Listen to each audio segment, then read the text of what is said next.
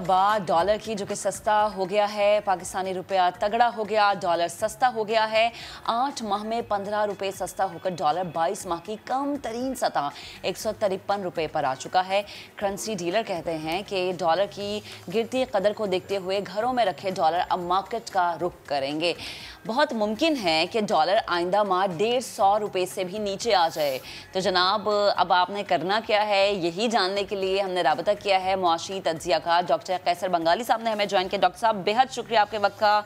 Good morning. कहिएगा, क्या रोशन digital account और तरसीलाते ज़र में डॉलर्स आने की रफ्तार बढ़ रही है? देखिए, मईशत के बहुत सारे वेरिएबल्स होते हैं, ये ऊपर नीचे होते रहते हैं।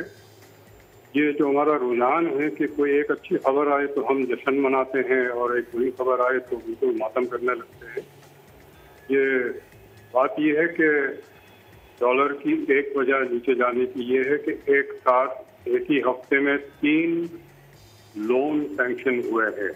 IMF ने 500 मिलियन दिया है, वर्ल्ड बैंक ने 600 दिया है, एशियन बैंक ने 300 दिया है। जब ये डॉलर आएंगे तो जाहिर है डॉलर सस्ता हो जाएगा। ये वक्ती फिनोमेना है, इसमें कोई मईशत की मजबूती की अलामत नहीं है ये। ठीक, यानी डॉलर की कीमत अगर कम भी हो रही है तो उससे हमारी मईशत को कोई इम्पैक्ट नहीं आएगा, एक आम आदमी की जिंदगी में उससे कोई फर्क नहीं आएगा। ये मैंने नहीं कहा इम्पैक्ट नहीं आएगा। अच्छा, इम्पैक्ट आएगा। इसका एक्सपोर्ट पे मनफी इम्पैक्ट है। अच्छा। जिन्होंने एक्सपोर्ट डील्स किए हुए हैं 160 165 डॉलर पे, अब उनको 155 अगर मिलेंगे तो उनको नुकसान होगा हमारी एक्सपोर्ट कंपनी को। ये जो हो रहा है ये एक्सपोर्ट के लिए नुकसान है। ठीक है सर, एक आम आदमी ये भी करता है कि अगर डॉलर सस्ता हो रहा हो तो वो ख़रीदने की कोशिश करता है कि जब आगे चल के डॉलर महंगा होगा तो वो बेचेगा, वो थोड़ा सा कमा लेगा इस तरह से। इन हालात को देखते हुए वो लोग जो कि इस पर्सपेक्टिव से सोचते हैं वो क्या करें, उनके लिए क्या सजेस्ट किया जा सकता है? ये आम आदमी के पास तो रोज़ाना खाने के पूरे पैसे नहीं है। वो कौन सा उनके ज़ख़ीरा बना हुआ है कि वो डॉलर खरीद के रख लेगा।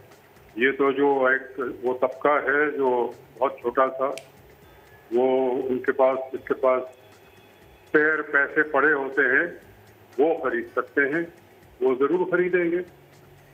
ठीक है, ये बात आपकी दुरुस्त है। मईशत को कोई सहारा नहीं मिलता। ठीक है, अब सर बात मईशत की ही कर लेते हैं।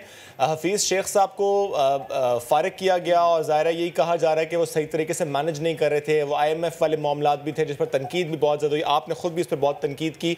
सर, तो मैं जानना आपसे ये चाह रहा हूँ कि इन हालात को देखते हुए जो पाकिस्तान के इस वक्त हालात हैं और जिस तरह से मैनेज किया जाता रहा है इकनॉमिक एक्टिविटीज़ को या इकनॉमिक्स को, वो चाहे फिस्कल एंड मॉनेटरी पॉलिसी हो, इसकी मैनेजमेंट हो, गलतियाँ और कोताहियाँ कहाँ कहाँ पर रिसेंटली हुई हैं जिसकी वजह से नुकसान हो रहा है, नुकसान होगा? ये एक आध चेहरे बदलने से कुछ नहीं होता।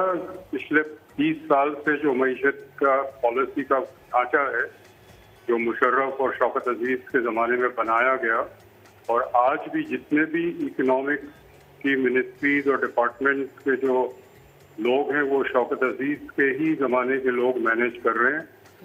तो ये वहाँ से बुनियाद रखी गई है बहरान की, और ये जब तक उस पॉलिसी का जो ढांचा है उसको मुकम्मल तौर पर तब्दील नहीं करेंगे तब तक बहरान पे काबू नहीं पाएगा। बिल्कुल। कैसे साहब, आपने पॉलिसीज का जिक्र किया, मैं यही आपसे जानना चाह रही थी। माशाल्लाह आप इतने एक्सपर्ट हैं, आपकी नज़र में पाकिस्तान की पॉलिसी में कहाँ कहाँ ऐसी कोताहियाँ हैं, ऐसी कमियाँ हैं जिनको पूरा करना ज़रूरी है? या अगर ढांचा बदलना है तो नया ढांचा क्या होना चाहिए? जी, दो खसारे होते हैं जो मईशत की काफी करता है। एक अंदरूनी खसारा है हुकूमत के अखराजात और आमदनी का, और एक खसारा बैरूनी है इंपोर्ट और एक्सपोर्ट का। पिछले साल 2000 के बाद ये दोनों खसारे बहुत बढ़ गए।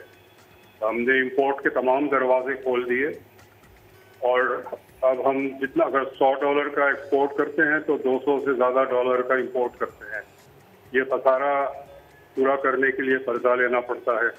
इसी तरह जो अंदरूनी अखराजात हुकूमत के वो बहुत ज़्यादा है, टैक्स रेवेन्यू वहीं का वहीं खड़ा है, तो ये खसारा है, इनके लिए भी कर्जा लेना पड़ता है। तो एक तो मईशत सिर्फ कर्जों पे चल रहे हैं। जो हल ये है कि जो अंदरूनी खसारा है वो इस वजह से है कि जो गैर तरक्याती अखराजात है और दिफा के अखराजात है वो बहुत ज़्यादा है, और वो जब तक हम कम नहीं करेंगे और कोई हल हो नहीं सकता इसका। बाकी आप पैवन लगा दें मईशत में और दीवारों को रंग कर दें ताकि कमरा अच्छा लगे, लेकिन दीमक जो लगी हुई है उसको ठीक करना जरूरी है। इसी तरह बैरूनी जो खसारा है वो इंपोर्ट पे बैन लगाना पड़ेगा, जो गैर जरूरी कंज्यूमर इंपोर्ट्स हैं। इस वक्त सुपरमार्केट में हर चीज खाने पीने की, कुत्तों के खाने, बिल्ली के खाने, कुत्तों और बिल्ली के शैम्पू, ये सब इंपोर्टेड मिल रहे हैं।